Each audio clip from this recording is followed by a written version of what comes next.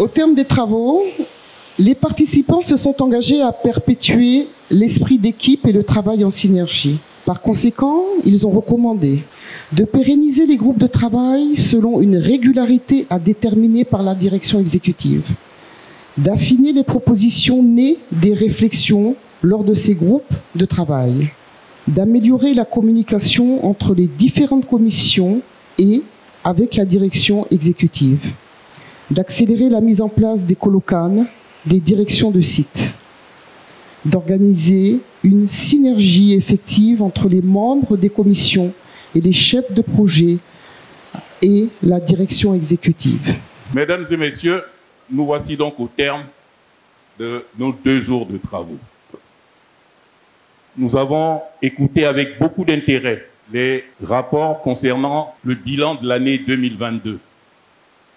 Nous avons écouté avec beaucoup d'intérêt les perspectives 2023. Nous avons écouté les rapports concernant les infrastructures sportives et non sportives. Concernant la sécurité, nous avons été rassurés par ce que nous avons entendu. Nous partons avec un document que nous allons soumettre à Monsieur le Premier ministre. Mais en même temps, il nous faut travailler dans la confiance mutuelle. Il nous faut travailler avec un esprit de solidarité. Il nous faut travailler dans une ambiance de fraternité. C'est à ce prix seulement que ce slogan qui est devenu le nôtre, la plus belle des Cannes, deviendra réalité. La parole, à un certain moment, venait des sachants et des techniciens dans des domaines très spécifiques. Et après, tout de suite après, chacun s'emparait du débat et posait les questions.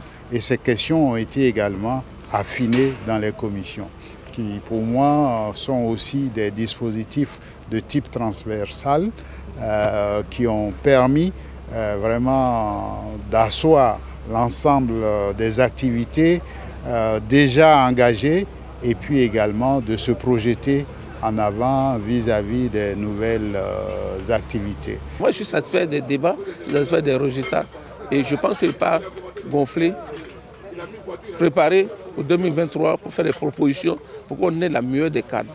Et tout à l'heure, quand on lisait le communiqué justement de fin de séminaire, on se rend compte qu'il y a une continuité. Voilà, il y a eu une approche, il y a eu un séminaire d'imprégnation, il y a eu un séminaire d'état des lieux. Aujourd'hui, on fait un bilan. Maintenant, cela étant dit, il faut qu'on se tourne vers l'avenir parce que c'est surtout ça. Tirons les leçons, ce qu'on a pu faire de bien et de mal et projetons-nous.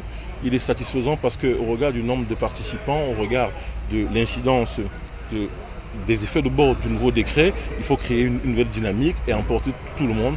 Mais c'est un succès.